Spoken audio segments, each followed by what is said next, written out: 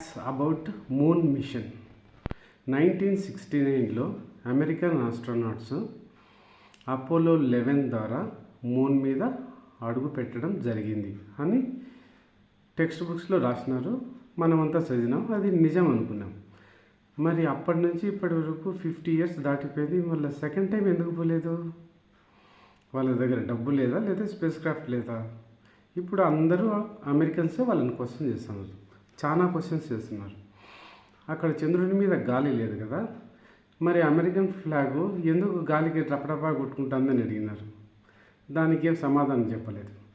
తర్వాత మూన్ మీద వాళ్ళు అడుగు పెట్టినప్పుడు రాత్రి, మరి ఆకాశంలో చుక్కలు ఉంటాయి కదా, ఒక్క చుక్క కనపడలేదు. అది రెండోది. మూడోది, రాత్రిపూట వీధి లైట్లు వెలిగినప్పుడు కొద్ది దూరం వెలుగు ఉంటుంది, తర్వాత ఉండదు. అట్లనే ఆడ మూన్ మిషన్ వీళ్ళు అడుగు పెట్టిన చోట మాత్రమే వెలుగు ఉంది, తర్వాత మళ్ళీ చీకటింది. అంటే ఫ్లడ్ లైట్ కింద వీళ్ళు ఒక సెట్టింగ్ వేసి పెట్టినారు.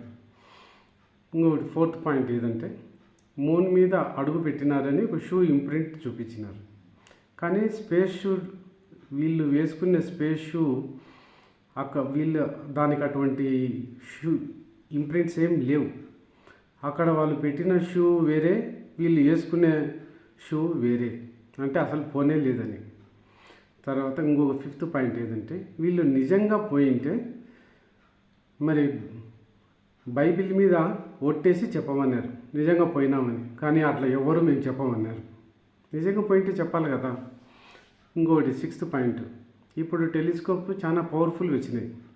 ఇండియన్ మూన్ మిషన్ ఫెయిల్ అయినప్పుడు చెన్నైకి సంబంధించి చెన్నై సిటీలో ఉండే ఒక అతను టెకీ సాఫ్ట్వేర్ ఇంజనీర్, తన దగ్గర ఉండే టెలిస్కోప్ ద్వారా అతన్ని ఆ ఏరియాను ఐడెంటిఫై చేసినారు. ఎక్కడ పడింది, ఎక్కడ ఏది ఏ స్థితిలో ఉంది. మరి అమెరికన్ ఫ్లాగ్ను వాళ్ళు వదిలిపెట్టిన ఎక్విప్మెంట్ను ఎందుకు కనుక్కోలేకపోయినారంటే అసలు అది పోలేదు. అమెరికన్సే వాళ్ళని అడుగుతారు, నాసా సైంటిస్టులను. మా దగ్గర పవర్ఫుల్ టెలిస్కోప్స్ ఉన్నాయి, మేము డిస్టెంట్ లైట్ ఇయర్స్ దూరంలో ఉండే గెలాక్సీనే చూస్తున్నాము, మూన్ సర్ఫేస్ను కూడా స్పష్టంగా చూస్తున్నాము, మరి ఫ్లాగ్ ఎక్కడ నాటినారు అని చెప్పారు. అంటే ఫ్లాగ్ చాలా సంవత్సరాలు అయింది, అది ఫేడ్ అయి ఉంటుంది, మీకు కనపడదు అని చెప్పినారు. తర్వాత మీరు అక్కడ ఎక్విప్మెంట్ కొద్దిగా వదిలినారు కదా ఏదన్నా, ఆ ఎక్విప్మెంట్ అన్నా చెప్పండి, ఆ స్పాట్ చెప్పండి, మేము చూస్తామన్నారు.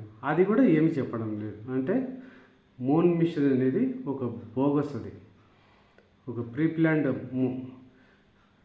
అది అమెరికాను నంబర్ 1 అని చూపించాలని అప్పుడు ఏదో చేసినారు. ఇప్పటికి 50 ఇయర్స్ అయింది, మళ్ళీ సెకండ్ టైం ఎప్పుడూ లాంచ్ చేయలేదు. అమెరికన్స్ ప్రపంచ ప్రజలంతా ఫూల్స్ చేస్తుంటారు. ఇప్పుడు జో బిడెన్ 2019లో చచ్చిపోతే హ్యూమనాయిడ్ రాబోను, క్లోన్స్ను, డబల్స్ను పెట్టి వాళ్ళు మేనేజ్ చేసినారు. వాడు చనిపోయినట్టు నిజంగా బతికినట్టు. మనమంతా నిజంగానే నమ్మినాం. కానీ ఇప్పుడు అర్థమైంది, వాడు ఎప్పుడు 2019లోనే చచ్చిపోయినాడు జో బైడెన్. కానీ వాళ్ళు ఇన్ని సంవత్సరాలు ఒక రోబోనే అమెరికాను రూలింగ్ చేసింది. అమెరికన్స్ చెప్పేటివన్నీ నిజాలు ఏం కాదు, అవి ఇన్వెస్టిగేషన్ చేయాలి. That's all for now.